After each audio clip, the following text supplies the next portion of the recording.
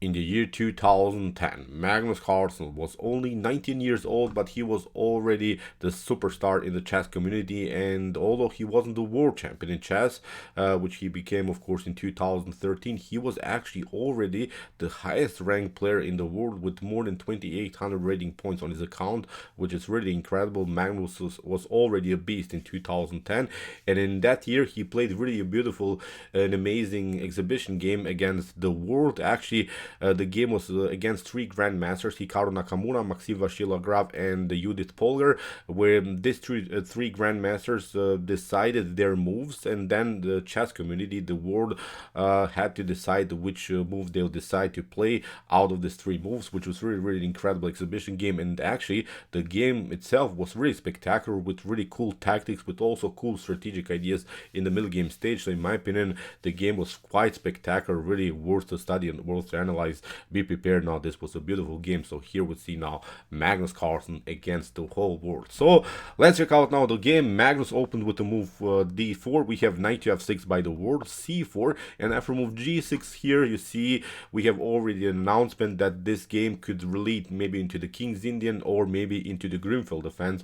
After move g6, we have now move knight to f3, bishop to g7, and after move g3, here Magnus goes into this Fianchetto variation against this types of structures. We have now kingside castling, and after move bishop to g2, we have now the move d6, which is now the King's Indian structure. So here the world didn't play the move d5, which would be, of course, the common move for the Grünfeld defense. So here the continuation d6, knight to c3, and after move knight to c6, we have now kingside castling by Magnus. So far, really good line for both sides. And now comes this aggressive move e5, and this is now the so-called Szabo Uhlmann system. This move order that you're trying to do is, of course, the idea to get a clarification already in the center of the board. You want your opponent to make really a huge decision what are you going to do now, because you basically have two choices. You can pick up the pawn on e5, or you can pass through with the move d5, which creates, of course, a blocked pawn structure in the center of the board, which creates, I think, a more positional game. After d takes e5, the game could become quite tactical because the center will explode, and of course many tactics could happen. So after move e5, Magnus decides to go with this line d5, hitting the knight on c6. Now we have this clarification that black is searching in the beginning, but now after move knight to e7, we are slowly but surely reaching some King's Indian structures, really the common King's Indian structures, because now what black's goal actually is, of course, is the move knight to d7 and then the move f5. The move f5, I think, let's flip the board, is usually the method for black. f5, maybe e4, f4, and similar stuff. Of course, you have to play some ideas of h6, preventing maybe knight to g5, knight to e6 after a potential f5 move. But okay, this is the way to go, because we have this pawn chain that's showing us the direction of the attack, and on the other hand, when white continues with the move e4, white is going to probably coordinate the attack towards the queen side. So it becomes now really an opposite side attack game, in which Magnus fixed now the center with the move e4, and as we said, he's trying now to get the goal b4, maybe even c5, b5, who knows, whatever your position is allowing you, but actually what you should do is simply attack the queen side. So in the continuation now, c6, and this move is already weak for black.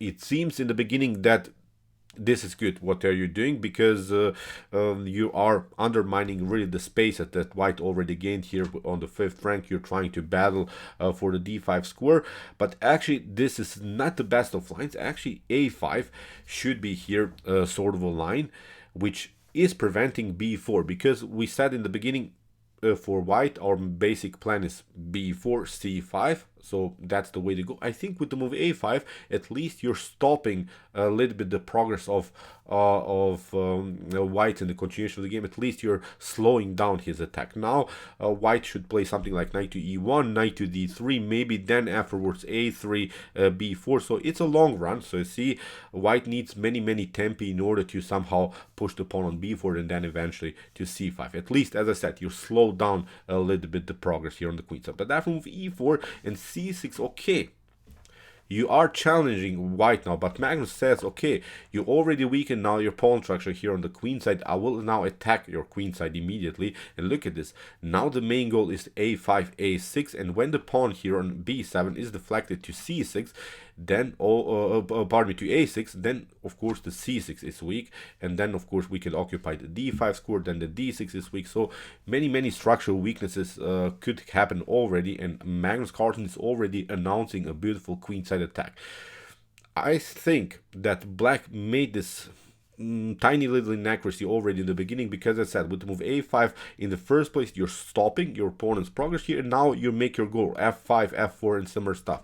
I'm not saying black is winning because you're playing a5, but I think this will be a more natural approach in the game. So here in the continuation, after move c6 that the ward played, as we said, Magnus played a5 aggressively, bishop to g4 by the ward, and it seems so that this is also quite good positional move, because you're trying to play bishop to f3, you're trying to get after bishop to f3 then by white. You see the white's light square bishop would be a little bit blocked out by its own pawn structure, but Magnus doesn't care. He plays simply a5, continues with his plan that he started in the first place. He knows that this direction of the attack shows him that he should simply attack the queen side. So simple it is. No further strategies we need. Whenever the pawn structure is blocked out in the center like this, you know your strategy, you know where are you going to attack the position. So now after move a5, Magnus is saying take out the knight, it doesn't matter, but actually giving up your powerful light square bishop. And the light square bishop in King's Indian structures is a piece that I would recommend you to keep on the board, because many times this bishop on a let's flip the board again, many times this bishop is used in sort of an attacking style. Maybe in many occasions you're attacking the h3 square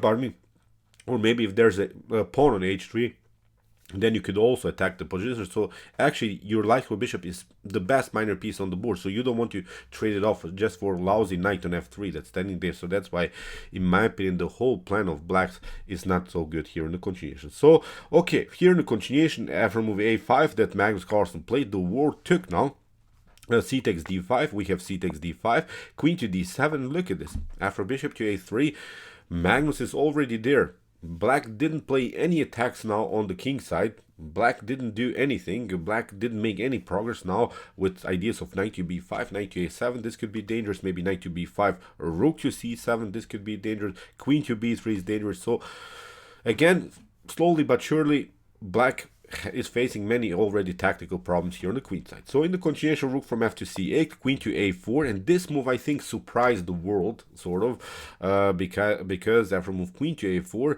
Magnus is saying, I have enough compensation here. I have already a beautiful attack on the queen side. The only thing that could happen to me in this particular game is your aggressive attack with f4, f5, f5, f4. When black is having really a dominant position on the king side, then maybe there could be some tactics, but actually this tactics are only working when the queens are on the board. So that's why Magnus is saying, I have enough compensation. I have a great game here. When we trade off the queens, for instance, if you play now queen to a4, then rook takes a4. Look at this. I would not love to play anymore this game from black's perspective. Knight to d2 is going to happen. Knight to c4. The d6 is weak. The b7 is weak. The a7 is weak. So many weaknesses in black's position that white could, I think, have really a good game. So that's why after move queen to a4 that Magnus played, the ward went knight to e8, knight to d2. Magnus is now trying to reroute the knight again to this beautiful square c4. In the continuation, queen to d8, we have now queen to b4, attacking simply a weakness. So easy it is now to play the game from white's perspective. In the continuation, knight to c7. Here in the continuation, of course, the b7 would be very risky to take, because here rook from c to b8 is a disaster for white. The queen gets actually trapped. So that's why Magnus delays now the situation, continues with his plan, continues simply the attack now on the queen side, but also is attacking now the weak d6 pawn. In the continuation, we have now knight to a6, hitting the queen on b4. Queen to d6 is of course not working, because we'll pick up the knight on c4, but Magnus now finally takes out the pawn on b7. In the continuation, the ward took now the knight on c4, but of course Magnus has also this opportunity to pick up now the knight on a6. In the continuation, after rook to b4, we have f3, a beautiful tempo, and now look at this, how Magnus kept the extra pawn that he took now on the b file. He played now queen to e2, but it was very important to play first the move f3, kick away the bishop, and now bishop to queen to e2, connecting the queen to the defense of the b2 pawn, and Magnus has now an extra pawn. and still has this great attack on the queen side, will eventually, of course, include more pieces into the game. We can, I think, even reroute the bishop to f1, where it can be also useful on the queen side. So again, I think something went wrong here, simply in black's position. So in the continuation, f5. This is now the king's Indian move that we have been waiting for black, but it's simply too slow. It happened simply too late in the game. Now f5 doesn't make sense. The whole attack is splashed. The position already fell apart on the queen side, so many things already happened. Usually you have this f5 already when there are still some pawns on the queen side, where white has still to make progress somehow on the queen side. Now when there's simply too much space, now the f5 attack doesn't make sense anymore. Magnus kept it calm again, queen to d2. He's indirectly attacking the rook now on b4. We have bishop to a6, rook to c1, queen to b8, of course attacking now the pawn on b2, but now this is protectable with this idea, knight to a4. Again, a beautiful move here by Magnus Carlsen. So here in the continuation, rook to b3, rook to c3, again a simplification idea, trading off more pieces, simplifying, because now the b file attack, okay, it's something that black has here, but nothing spectacular, because so far Magnus defended the position in a good way. Rook to b4, rook to a3, f4, and now Magnus plays a brilliant move, bishop to f2, and after bishop to h6, look at this now, there is now the tension between the bishop and the queen, but now there is, of course, the threat f takes g3, but now Magnus plays a brilliant idea, knight to b6, disconnects the queen from the defense of the rook. The rook is now hanging. In the continuation, we have this idea, okay, f takes g3, it's of course an attack against the queen, but now after queen takes b4, okay,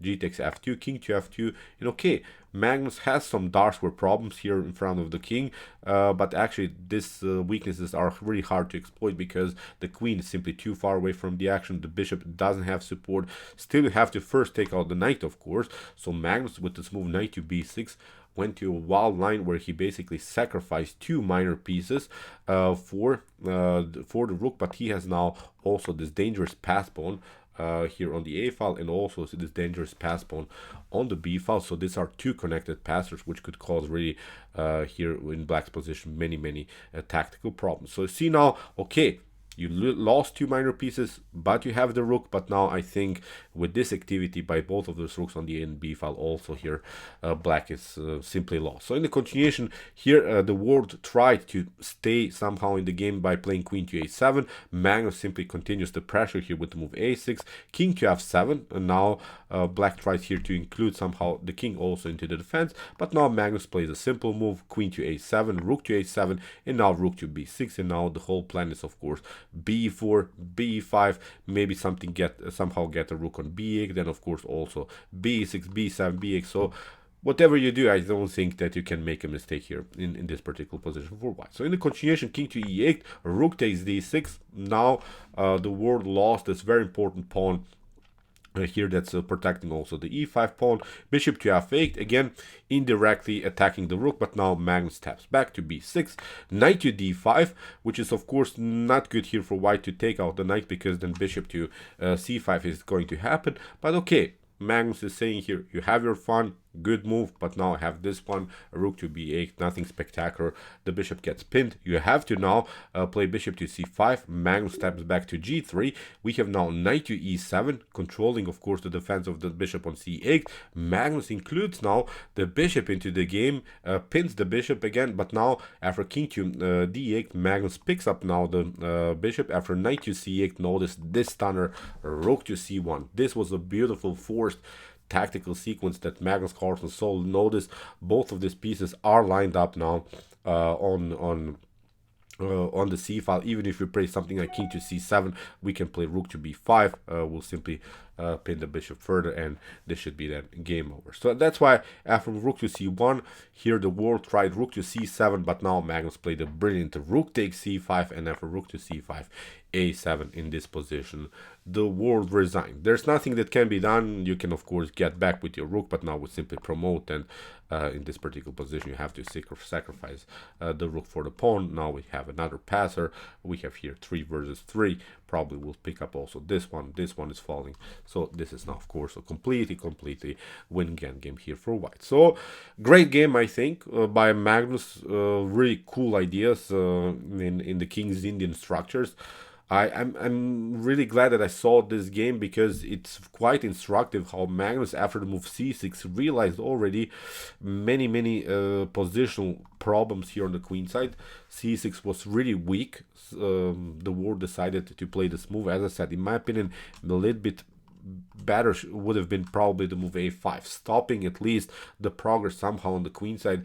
This is also a rule that has to be applied in opposite side attack games. At least somehow slow your opponent's attack a little bit, then you have maybe attacking chances. This was maybe the way to go. I'm not saying that Magnus would lose maybe the game because black would have played the move a5, but it would be a different story with also cool tactical opportunities for black for sure. So okay, great game for sure. I think the world enjoyed the game against Magnus Carlsen. I enjoyed it really a lot. If you want to see more about the King's Indian defense, you can also check out my studies from black's perspective in this beautiful opening.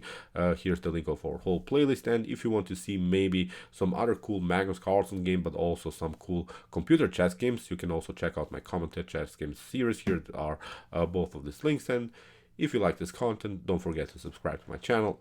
See you soon with some more videos, and what to say, chess is the best, of course.